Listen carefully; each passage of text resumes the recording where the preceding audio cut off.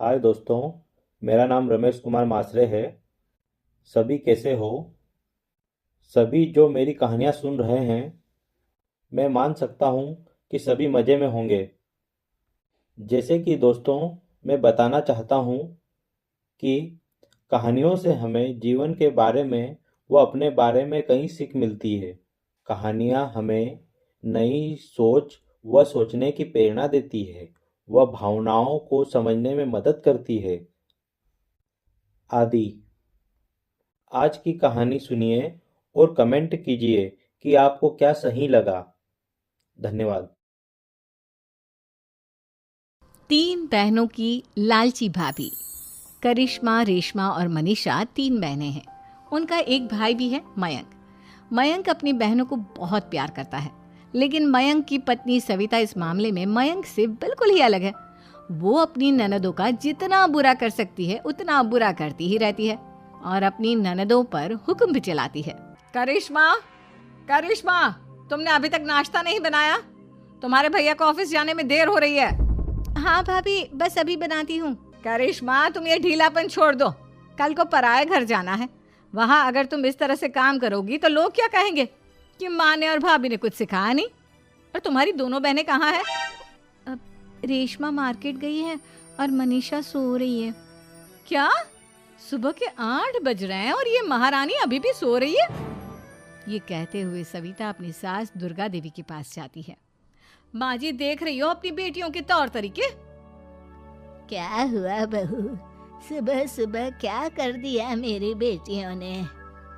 अरे एक तो अभी अभी उठकर किचन में गई है, दूसरी सुबह सुबह बाहर चली गई और तीसरी अभी तक सो रही है। क्या करूं मैं इन तीनों का? मैं तो परेशान हो गई हूँ। जा जाकर उठा उसे और रेशमा से मैं बात करती हूँ। सविता सीधा मनीषा के कमरे में जाती है और उससे कहती है, महारानी जल्दी उठो, सूरज सर पर आ गया है। भाभी थोड़ी देर और सोने दो ना, मैं रात को लेट सोई थी। वो क्या ना, यूनिट टेस्ट चल रहे हैं। शराफत से उठती है या नहीं, या फिर पानी की भरी बाल्टी डालूं तेरे ऊपर? नहीं नहीं भाभी, मुझे बिस्तर में नहीं लाना, उठती हूँ मैं। मनीषा जल्दी से उठकर बाथरूम में चली जाती है। सभी आराम से बैठकर नाश्ता कर रहे होते कि तभी रेशमा बाजार से हाथ में सामान लिए आ जाती है। रेशमा को देखते ही सविता उस पर बरस पड़ती है। लो, आ गई महारानी। ऐसा भी क्या सामान लाना था जो सुबह आंख मलते ही बाजार की तरफ रवाना हो गई? भाभी, कल आप ही तो चीख रही थी कि घर का सारा सामान मुझे ही लाना पड़ता है, घर में किसी को भी किसी काम से कोई लेना देना नहीं है। अब मैं बाजार जाकर सामान ले आई तो आपको इस बात से भी तकलीफ हो रही है? देख रही हो माँ जी, अपनी बेटी की जुबान कैंची से भी तेज चलती है। और मयंक, आप तो कुछ कहेंगे नहीं अपनी लाडली बहन को? रेशमा, अपनी भाभी से ऐसे बात नहीं करते। चलो माफी मांगो। भैया, मैं क्यों माफी मांगू?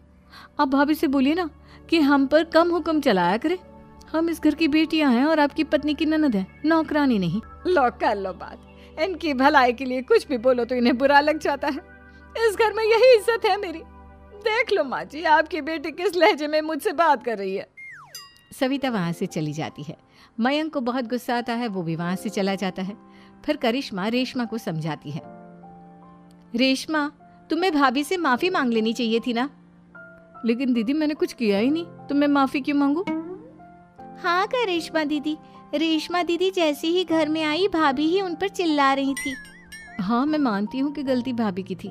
मैं तो इसलिए बोल रही हूँ कि भाभी ने माँ को तो पूरी तरह अपने वश में कर लिया है। वो हमारी बात सुनती ही नहीं। मयंक भैया हमारे लिए हमेशा खड़े रहते हैं, इसलिए उनकी बात का मान तो तुम्हें रखना चाहिए था ना। कोई फायदा नहीं दीदी, कुछ दिनों की बात और है, भाभी उन्हें भी हमारे खिलाफ भड़का देंगी। फिर वो भी माँ की तरह हमारी किसी बात का विश्वास नहीं करेंगे। इसी तरह सविता अपनी तीनों ननदों को किसी न किसी बात पर परेशान करती रहती थी। एक दिन मयंक अपनी तीनों बहनों के लिए गिफ्ट लाया। क्या रेशमा, ये तुम्हारे लिए हार का सेट। रेशमा, तुम्हारे लिए सुंदर सी ड्रेस। और मनीषा, तुम्हें किताबें पसंद है ना, तुम्हारे लिए किताबें लाया हूँ। थैंक यू भैया। थैंक यू भैया। थैंक यू भैया। करिश्मा, तुम्हारा नेकलेस कितना सुंदर है, ये भैया कहाँ से ले आए होंगे? मैंने भैया को 3 दिन पहले फोन पर ये डिजाइन दिखाया था और आज भैया ये ले आए। सविता तो अपनी ननदों के गिफ्ट्स देखकर जल गई और करिश्मा का नेकलेस तो उसे भी बहुत पसंद आया था। अपनी बहनों के लिए कितना अच्छा नेकलेस लेकर आए हैं, मुझे कभी कोई गिफ्ट नहीं दिया। मैं आज ही ये हार चुरा लूंगी। रात में सविता करिश्मा का हार चुरा लेती है और इसी तरह उसे अपनी ननदों की जो भी चीज़ अच्छी लगती वो उसे मांगती नहीं, बल्कि रात के अंधेरे में चुरा लेती। इसी तरह दिन बीतते गए और सविता ने मयंक के दिल में भी उसकी बहनों के लिए नफरत पैदा कर दी। एक दिन मयंक ने करिश्मा और रेशमा के लिए रिश्ता देखा और ये बात उसने घर में सबको बताई। माँ, करिश्मा और रेशमा के लिए बहुत अच्छा रिश्ता आया है, वो लोग कल इन्हें देखने आ रहे हैं, आप और सविता मिलकर सारी तैयारी कर लेना। ये सुनकर करिश्मा और रेशमा खुश हो जाती हैं, लेकिन सविता सोचती है अगर इन दोनों बहनों की शादी हो गई तो घर और बाहर का काम कौन करेगा। मनीषा तो एक नंबर की कामचोर है, उससे तो किसी बात की उम्मीद लगाना ही बेकार है। मुझे इस शादी को रोकना होगा। अगले दिन सभी लड़के वालों के स्वागत की तैयारी करने में लगे होते हैं। तभी मयंक अपनी बहनों से आकर कहता है, तैयार हो गई तुम दोनों?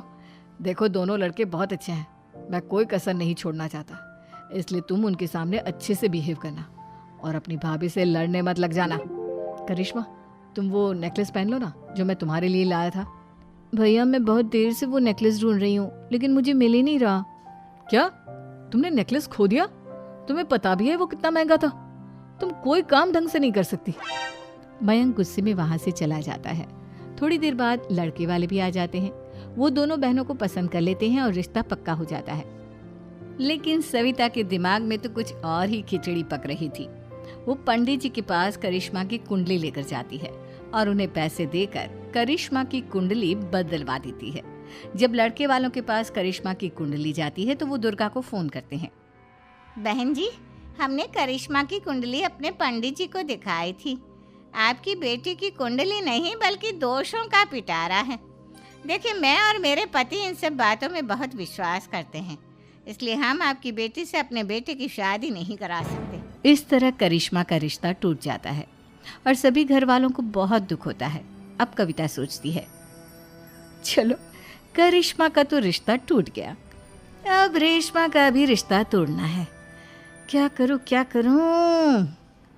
अब सविता आवाज बदलकर किसी अननोन नंबर से रेशमा के होने वाले ससुराल में फोन करती है। हेलो, मैं कौन हूँ कौन नहीं ये आपके लिए जानना ज़रूरी नहीं, बस इतना सुन लो कि रेशमा का 2 साल से किसी के साथ अफेयर चल रहा है। बस रेशमा का रिश्ता तोड़वाने के लिए सविता का इतना कहना काफी था। अब रेशमा का भी रिश्ता टूट गया। मयंक और दुर्गा देवी ने रेशमा को खूब खरी खोटी सुनाई और उससे बार बार उस लड़के के बारे में पूछने लगी। आप दोनों मुझे क्यों परेशान कर रहे हो? अरे कोई लड़का होगा मेरी लाइफ में तो मैं बताऊंगी ना, जब कोई है ही नहीं तो कहाँ से लाऊं मैं कोई लड़का? तो तेरे होने वाले ससुराल वालों को फोन किसने किया था? माँ, मैं नहीं जानती किसने फोन किया था, मैं सच कह रही हूँ। मैं तो पहले ही कह रही थी इसकी लगाम खींच कर रखो, लेकिन मेरी सुनता ही कौन है। आप चुप रहिए भाभी, ये सब आपका ही किया धरा है।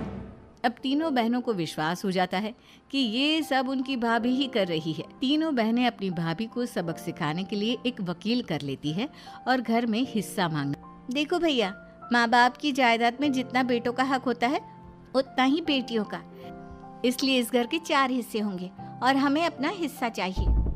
मैंने तुम्हारे लिए क्या क्या नहीं किया और तुम इस घर में हिस्सा मांग रही हो? भैया, आप और माँ हम बहनों की कोई बात नहीं सुनते हो और भाभी हमारी शादी नहीं होने देगी क्योंकि उन्हें लगता है कि आप हमारी शादी में ज्यादा पैसा लगाओगे और उन्हें हम जैसी फ्री की नौकरानी कहाँ मिलेगी। तो हम भाभी के साथ तो रह नहीं सकते, हम बहनों को अपना हिस्सा चाहिए। अरे तुम्हें शर्म आनी चाहिए अपनी भाभी पर ऐसा इल्जाम लगाते हुए, वो तुम्हारे बारे में कितना सोचती है। हाँ माँ, भाभी हमारे बारे में बहुत सोचती है, दिन रात बस यही सोचती रहती है कि किस तरह से अपनी तीनों ननदों को परेशान करूं और कभी मुझे पढ़ने भी नहीं देती। दोनों बहनों का रिश्ता भी तो इन्होंने ही तोड़वाया है और रात में हमारे कमरे में आकर हमारी चीजें भी चुराती हैं। इसी तरह सविता की तीनों ननदें अपनी बात पर अड़ी रही। अब कोर्ट में तारीख भी शुरू हो गई। जब सविता को लगा कि उसकी तीनों ननद इतनी आसानी से नहीं मानने वाली, तो उसने अपने पति और सास को सारी सच्चाई बता दी और अपनी तीनों ननद से माफी मांगी। मयंक और दुर्गा को भी अपनी गलती का एहसास हो गया। अब सविता खुद करिश्मा और रेशमा के लिए अच्छा रिश्ता ढूंढती है और उनकी शादी करवाती है।